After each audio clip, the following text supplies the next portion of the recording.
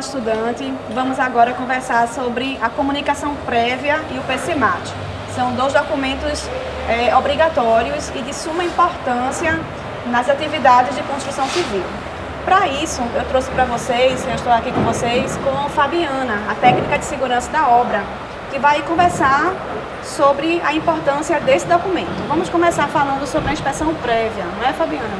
Um documento que a obra possui, a comunicação prévia, está aqui no livro de inspeção. Então, antes do início das atividades na obra, deve ser comunicada a Superintendência Regional do Trabalho, informando o endereço correto da obra, informando o número de trabalhadores, o CNPJ do contratante da empresa e o término previsto da obra, tá? Então, quando a gente faz essa comunicação, a gente recebe um protocolo onde deve ser anexado no livro de inspeção. Esse livro de inspeção ele tem que ficar à disposição da fiscalização do Ministério do Trabalho. Deixa eu mostrar aqui um pouco para vocês. Eu gostaria que vocês observassem com foco as informações dessa comunicação prévia. Observe que não pode ter falha. Se falhar uma informação dessa, a comunicação prévia volta. Ela não é protocolizada. Então, observem com calma, com foco, como é elaborada essa comunicação ao Ministério do Trabalho. Então, Fabiana, quando você chegou aqui na obra para trabalhar como técnica de segurança, já existia a comunicação prévia ou não? Já existia a comunicação, tendo em vista que quando eu entrei na empresa, essa obra já se encontrava em processo de acabamento, tá? Na fase de acabamento. E o início é que tem que ser feita essa comunicação. Então, essa comunicação foi feita por outro profissional. Agora, comentem aqui para os nossos alunos, os futuros técnicos de segurança, o que é que o técnico deve fazer se chegar numa obra para trabalhar e perceber que a comunicação não foi feita. Nós devemos deixar para lá ou temos que fazer, mesmo que tardiamente?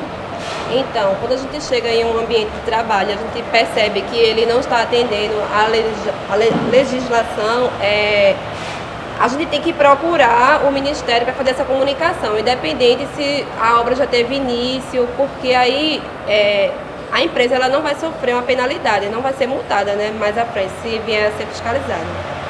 Isso. Agora eu quero que vocês voltem a observar o ofício da comunicação prévia e observem que a quantidade prevista de trabalhadores nesse ofício foi de 50 trabalhadores. Então a NR18, ela já nos remete a um outro documento aí. Então, para 50 trabalhadores, nós temos que ter o PCMAT, o Programa de Condições e Meio Ambiente de Trabalho da Indústria da Construção. Então, até 20 trabalhadores, se a previsão fosse 20 trabalhadores, nós teríamos o PPRA. Mas aí, como nós temos previsão de 50, para contratar 50 trabalhadores, é obrigatório o PCMAT. E Fabiana está aqui com esse documento. O que é que deve constar no PCMAT? Na apostila de vocês, eu coloquei os passos. O que é que deve ter no passo 1, 2, 3, 4 e 5. Então, Fabiana vai comentar, observe aí a capa desse documento. Não é um documento simples, tem muitas páginas, Se a gente for observar aqui, eu acredito que tem mais de 30 páginas. É um documento bem complexo, porque nós temos a proteção, o projeto de cada proteção coletiva que existe aqui na obra. Então, cada proteção tem o layout, tem um projeto, tanto das proteções coletivas quanto dos EPIs, do equipamento de proteção individual. Então, nesse documento você tem cada etapa da obra, cada etapa que a obra iria passar, os riscos de cada etapa, as funções presentes em cada etapa, os EPIs para cada função. Então, o projeto, onde contempla essa questão dos EPIs, os EPCs, equipamentos de proteção coletiva para cada função, com a memória de cálculo de preferência. Então, o que é que cada guarda-corpo suporta? O que é que cada assoalho de bolso de elevador suporta? Então, para que esses projetos sejam feitos, é preciso ter a ajuda, é preciso ter a presença de um profissional legalmente habilitado em um conselho de classe, como o CREA, por exemplo. Porque aí vai se responsabilizar pelos projetos dessas proteções. Então você pode comentar, Fabiana, com os alunos sobre a importância desse documento, o que é que contém.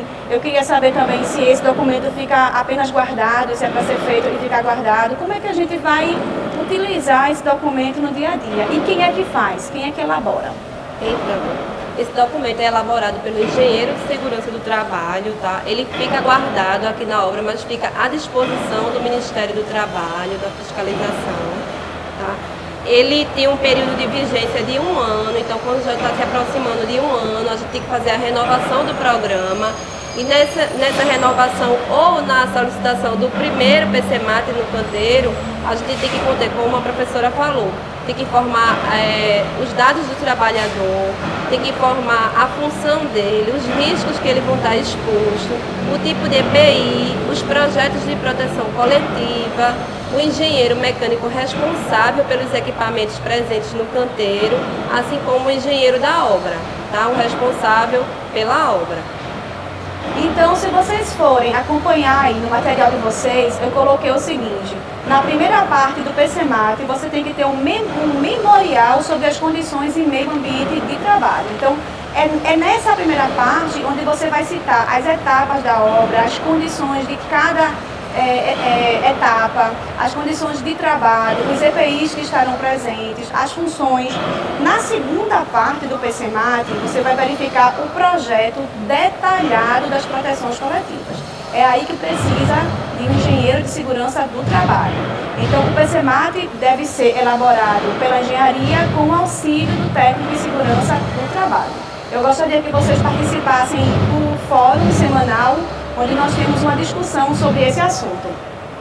Você vê também que na terceira parte do PCMAT, você tem o registro dos EPIs, os equipamentos de proteção individual. Então, o técnico de segurança não fala sapato de segurança, luva de segurança. O sapato tem que vir especificado, se é uma botina cano longo, cano curto, se tem bico de aço, se não tem componente metálico, se tem bico de PVC, se tem uma biqueira de composite. Então, é especificado, não é simplesmente citar sapato de segurança.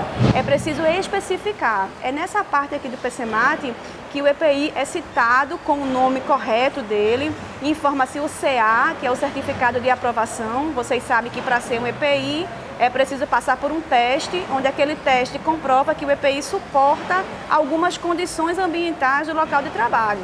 Então você informa a função, o EPI, o CA do EPI, para que fique realmente um documento de valor, um documento que vale a pena ler e se guiar por ele. Além disso, você tem numa quarta parte o cronograma de implantação das medidas preventivas. Então você vai descrever as etapas da obra, vai informar os riscos de cada etapa e fazer como é que eu posso dizer, um planejamento, não é, Fabiana? Um planejamento das ações de segurança que serão tomadas durante cada etapa da obra. Então, falando sobre etapa da obra, quando você chegou aqui já estava na etapa de acabamento. Mas nós temos muitas vezes a demolição, não é? Que mais de etapa você pode citar? Então, geralmente o início da obra tem fundação, aí tem escavação, fundação, né? Aí tem desmonte. Então são vários tipos de etapa, até se iniciar estrutura, que é onde está batendo laje, o prédio está em andamento, está subindo laje, né? Para depois vir a fase de acabamento, que é onde essa obra se encontra atualmente, nessa fase. Em cada fase dessa, o plano de ação do programa, ele pede para que a gente treine o colaborador, de acordo com aquela fase daquela obra, porque cada fase tem um tipo específico de risco.